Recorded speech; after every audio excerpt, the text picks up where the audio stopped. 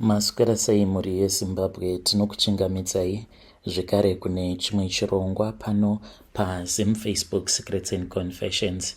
Tadzoka zvekare nemamwe mamessages. Regedzai tibva tapinda mumamessages edu atadzoka takakubatirai. Meseji yedu yekutanga yakamira sekudai so: hanzi makadii zvenyu mukoma, ndinokumbirawo kuti munge muchindiposterawo nyaya yangu makavikawo chitupa changu. Ininiwo ndiri mudzimai uye zvekare ndine makore 31 years ekuberekwa. Ndakachata nemurume wangu apo pandainge ndichiri ne4 years. Murume wangu aingogara achingokomplaina dzimwe nguva. Ndaiti kana ndikamubata ubva anditi nhasi ndakaneta this and that, achizviita like munhu ari too prayerful. Even sometimes aiti kana uri musi weSaturday usiku kuti ndinge ndichinorara naye ainge asingatobvumi zvachose, achinditi mangwana tiri kufanira kuti tinge tichienda kuchechi. So ndakasvika pakujairira munhu wangu ndikazviudza kuti it is not always about making love to your husband, sezvo aigara achingotaura kuti marriage is not about kungogara vanhu muchiita bonde. Ndakazoti apo pandainge ndava ne29 years ndakabva ndachizotsvaka maid. Ndatsvaka maid kudaro mukoma. Murume wangu all of a sudden started to get excited namaid wekutanga vakadanana ndokubva vachizonetsana.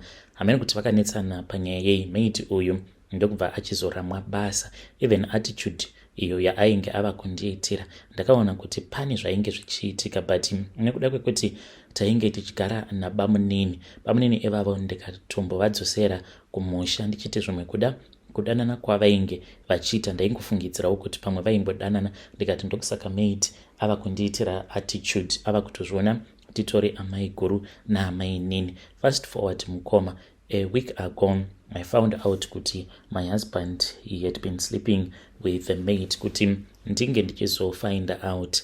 Ndakangoti one day ndakangomuka ndokubva ndaenda kuspare bedroom kwamaid wedu. Iye ainge atori busy zvake ari mukitchen achitsvaira.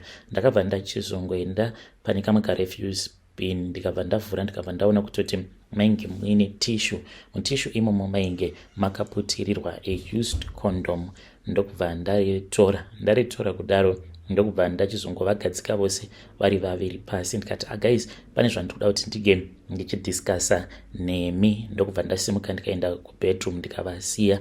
Pandakavasiya mukoma, handina kumbofamba ndikaenda kure, ndikanzwa vanhu vachizevezera. Ndikatoziva kutoti vanhu ava pane nyaya, pane zvavanoziva. Why is it kusimuka kwandaita vasara vachizevezerana? Ndainge ndakamira mupassage because ndakangoita zvokungovhura door remubedroom ndokubva ndaita sekunge ndarivhara so that vange vachifungidzira kuti zvimwe kuda. Ndainge ndapinda mubedroom, ndakazodzoka mukoma, ndakabata tishu riya rainge riine butiro iro rainge rakashandisiwa. Ndokubva ndangoriisa pasi ndikabva ndati, can you please explain chii chakaitika, because pamba it is only me newe uye zvekare nemurume wangu uyu agere apa.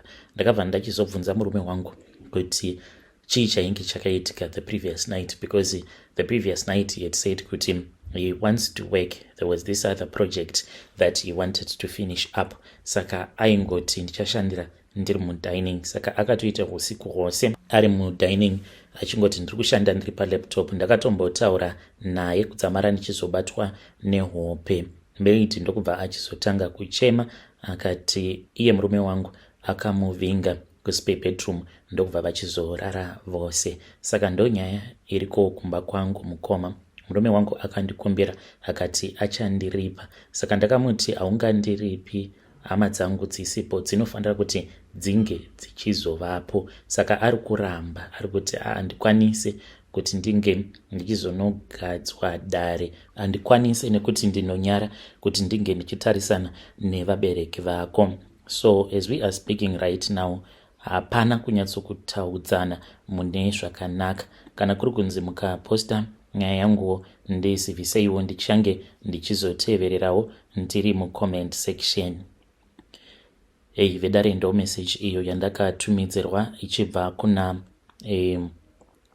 vanzvadzi vedu. Hanzi ndikudawo advice, ndoita sei? Ari kuti handifaniri kuti ndinge ndichiudza kana munhu, because tinofanira kuti tinge tichingogadzirisana tiri vaviri mumarriage yedu. Hanzi kana tikaudza vanhu vanozotanga kundipa mamwe maideas. Akakumbira ruregero rakati kana uchida ndinokuripa.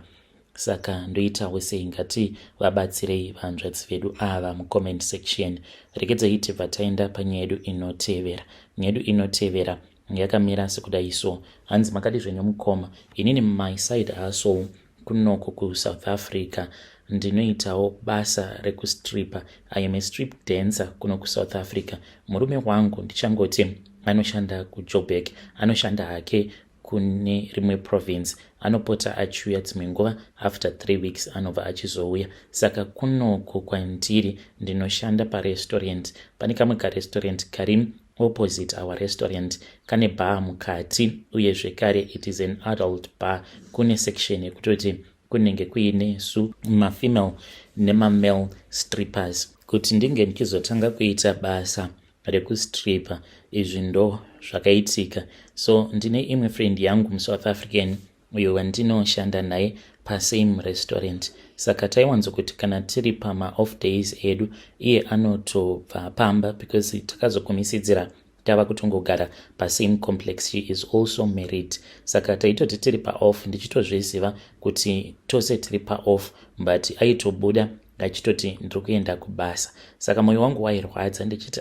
zvimwe kuda murungu ndiye ari kuita rusaro rakanda. Ndakazomubvunza akabva achizonditi yes ndiri kuenda kubasa. Ndikati murungu ndoda kutoti ndige ndichimubvunza. Akabva anditi no, usamubvunza murungu, I will tell you everything chomi kana ndabva kubasa ndichakuudza mangwana. Saka akabva achizoenda kubasa, but later on I found out kuti she is also a stripper. Ndokubva achizogara neni pasi akanditi promise me kuti what I am going to tell you you're not going to tell anyone. Ndikabva ndati I promise. Akabva achizondiratidza mari akanditi chomi, iyi ndo mari yandakaita nezuro. Mari yainge yakawanda iyoyo, it was 6,000 and a few rands. Akabva anditi mari iyi imari yematips. Mukoma ndakaramba ndikati hakuna zvinhu zvakadaro. Ndopa akabva achizoti no, I don't mean kuti kurestaurant kwatinoshanda. Ndinoshanda paName Hidden, that restaurant which is opposite our restaurant, panoitwa zvemastrip dances. Ndobva achizondiudza kuti iye she is a stripper. Akatondiratidza mavideos, akanditi kana uchida ndinokwanisa kutaura nemurungu wacho and we can see kana akakwanisa kuzokupinza basa, but zvinenge zvichitoda munhu ane zvivindi, because unenge uchitotamba wakashama. Ndikabva ndati kokana umwe munhu akazonditora video iroro rozoenda painternet. Akabva ati munenge muine mabodyguards, and zvechokwadi ndakatoona kuti it is a safe environment and handitomborina fear. Now I am so used to it. Kunyangwe murume akada kutanga kundibata, murume iye anobva atotorwa nemabodyguards kana kutorohwa. Uye zvikari kana tichiita strip dancing unongoona nemaziso, hautendedzwi kuti unge uchitora mavideos. Kunyangwe ukaenda kuprivate dancing kune tumwe tumaroom where vamwe varume avo vanenge vachiti vanenge vachida maprivate strip shows and hamutobvumidzwe kuti munge muchiita bonde. Munokwanisa henyu kuzongochinjana mafone numbers but hamutotendedzwi. Ndakabvuma mukomanashe because ndakaona kuti hakuna munhu angambofa akashandira mari yakawanda kudaro, kuti kungobuda within a couple of hours watobata mari inenge ichisvika kuma 6,000. Kana kuri kunzi kana zvakatonyatsokudzora zvakanaka unokwanisa kutobuda kana ne10,000. Saka mari iyi ndiri kuitumidzira amai vangu in secret. Murume wangu akatombopota andibata after ati ainge achida kuisa mari mumukuru. Saka each and every time ndinogara ndakangorova maximum send amount mumukuru yangu. Ndakaita quick thinking ipapo paakati ainge achida kuti ndinge ndichitumidzira mari kumusha kuno umwe muzukuru wake ainge aita accident. Mukomanacho ndakabva ndataura nefriend yangu very quick nichiita sekunge ndiri kutogadzira order pamukuru kuti ndinge ndichimuudza kuti hazviite kuti ndinge ndichitumidzira mari, because ndakatotumidzira 25k kumusha. Aizondibvunza kuti 25k wakaiwana kupi? Because every month ndo mari yandinotongotumidzira kumusha, ndichitosara zvekare ndiine imwe mari, nditori nekamwe kabhegi kangu, kutaura kudai so mukabhegi imomo mune mari iyo inokwana kuita 49,000 rands yandiinayo hard cash apa each and every month. Ndiri kungotumidzira mari kuna amai vangu, kutaura kudai amai vangu vakatoenda vakanonditengera stand makaremo muHarare, saka ndiri kutovaka imba iyoyo murume wangu asingazvizivi. Ndiyowo plan B yangu. Ndanga ndichitarisira kuti mushure mekunge ndapedza kuvakisa imba ndobva ndachizovhura mashopu angu kumusha. Kana murume wangu akazofind out zvinenge zviri kwaari, ndichatongomudza kuti chamari ndo zviripo, it's either you accept me kuti I am a stripper, a professional stripper, and if you can't accept me tobva tangorambana. Ndiri kuita mari yekuti kunyange murume wangu akasashanda zvinenge zvisitomborina kana basa. Kana mukaposta nyaya yangu ndiziviseiwo, ndichange ndichizotevererawo ndiri mucomment section. Hey vedare, ndo message iyo yandakatumidzirwa nichibva kuna vahanzvadzi vedu. Hanzi kana ndiri seni zvangu ndine mukana wakakurisa wekuti ndinge ndichiita mari sezvo murume wangu achigara kure neni. Strange things indeed they do happen in this world. Zvakangoma hazvo vedu we, munoti kudi nesecret yavo vahanzvadzi vedu ava. Rekedzai tibva taenda panyaya yedu inotevera. Nyaya yedu inotevera yakamira sekudai so. Hanzi my wife cheated with my young brother. Dambudziko ravapo pandiri nderekuti I now have doubts about our child because ndakazotozvibata mushure mekunge mudzimai wangu abatira pamuviri. She insisted, ende zvechokwadi ndakazongoona kuti ya mwana ndewangu, but even if ndakaona results DNA au atakangoitirawo muno muSouth Africa, I am not yet satisfied. Apa ndava kutofunga kutoti ndinge ndichitoitisa vana vose DNA because kunyangwe pandakatizirwa nemudzimai wangu ndainge ndatogara ndichitogara nemunen'ena wangu. Saka ndakavabvunza kuti makatanga kurara mose rini? Vose vari vaviri vanongoti zvakangotanga manje manje. Saka I think kutoti pavana vose avo vandinoti ndakaita namadhamu, pavana ivavo mukoma patori nevana vemunen'ena wangu. Iyi isecret ichiri pakati pangu, my young brother nemudzimai wangu. Kana mukaposta nyaya yangu ndiziviseiwo, ndichange ndichizotevererawo ndiri mucomment section. Hey vedare, ndo message iyo yandakatumidzirwa ichibva kuna mukoma vedu avo. Ngatizamei kuti tinge tichitaura navo mukoma vedu ava mucomment section. Hey, zvakangoma hazvo vedu we. Pane imwe nyaya iyo yandakatumidzirwa ichibva kuna mukoma vedu. Hanzi makadi zvenyu mukoma, ndinokumbirawo kuti munge muchindiposterawo nyaya yangu makavika uchitupa changu. I am deeply regretful for what I did. Ndakati ndichiri kuuniversity ndainge ndine umwe musikana uyo wandaidanana naye. Ndakabva ndachizotanga kudanana nevamwe sugar mama, but sugar mama ava ndakasangana navo kuchurch.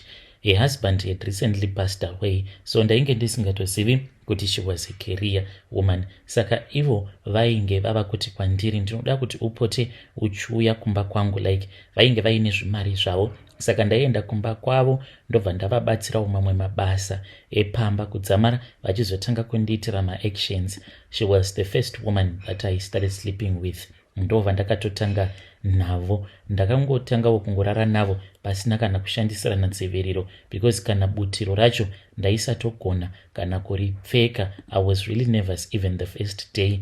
Vakabva vati tinongorara takadaro. Handina zvakawanda zvandakambofungawo kuti ndinokwanisa kuzobatwa nechirwere cheHIV ndisati ndarara navo. Ndakati ndapedza kurara navo ndopa ndakabva ndati asi nhai ndaitei, kwava kutotanga kugeza paya kuitira kuti ndisazobatwa neHIV. Takaramba tichifambidzana semunhu ainge atova neexperience kuvanhukadzi. Musikana wandainge ndichifambidzana naye haana kana kumbonditorera nguva yakareba kuti ndinge ndichitanga kurarawo naye because ndainge ndava kutoziva kutoti munhukadzi kana ukamudai unogumisidzira wava kutorara naye. Saka ndakarara naye, ndini ndakatomubvisa umhandara. Mushure mekunge ndarara naye mukoma akabva achizotanga kurwara. Akarwara kwenguva refu ndokubva atoita right. Iniwo ndikabva ndachizotanga kurwara. Ndakazoenda kuchipatara and then I found out kuti I was HIV positive because ndaingonzwa flu.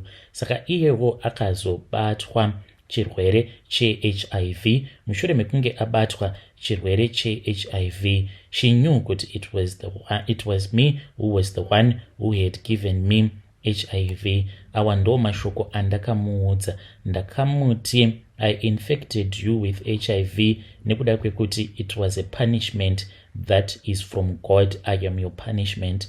Mashoko iwawo ndiwo andakamuudza. I remember very well kutoti ndakatomutextera iri text message, not zvepama WhatsApp, SMS chaiyo yandakamutumidzira. Akatomboita sekunge achakomita suicide. Fast forward ndakazouyawo kunoku kumhiri kwemakongwa. Iye I think achiri kuSouth Africa or so. I have even tried to trace her down but unfortunately I can't. Zvandakaita mukoma zvinondirwadza kuti even though ndainge ndichitozviziva kuti ndiri kurara nashuka mama ivavo, but nemusikana uyu ndaitongorara naye. Dzimwe nguva ndaitozvudza kuti kunyangwe tikarwara tinorwara tose. Kunyangwe ipapo pandakazotanga kurwara, instead yekuti ndinge ndichienda naye kuchipatara, ndaienda ndiri ndega ndikatonobatwa chirwere che-HIV ndiri ndega, ndikatotanga kutonwa mapiritsi apa ndichirara naye futi.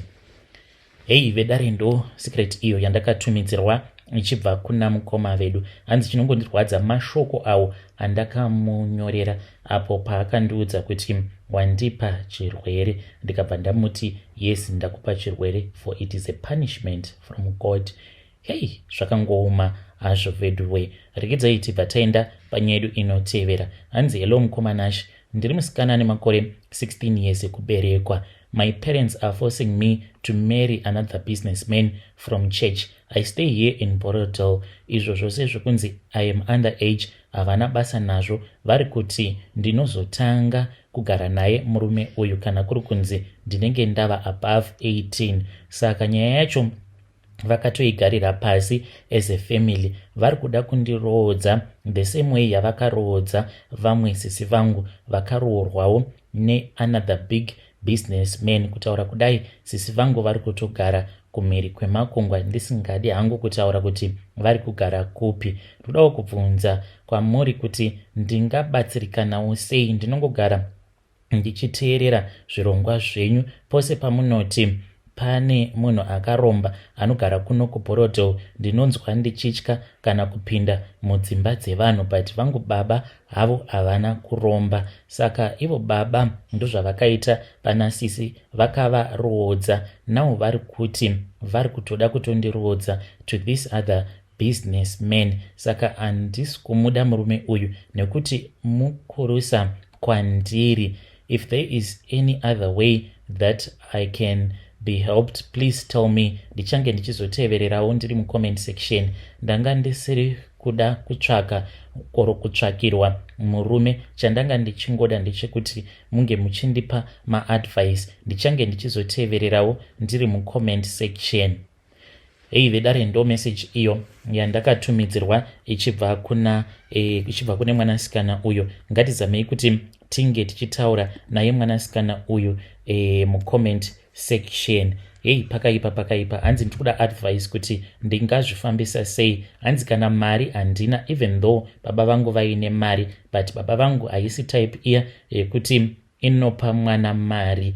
Hatimbopiwe mari. Dai ndaipiwa mari ndaikwanisa kutiza. Hei, zvakangooma hazvo vedu we. Regedzai tibva taenda panyaya yedu inotevera.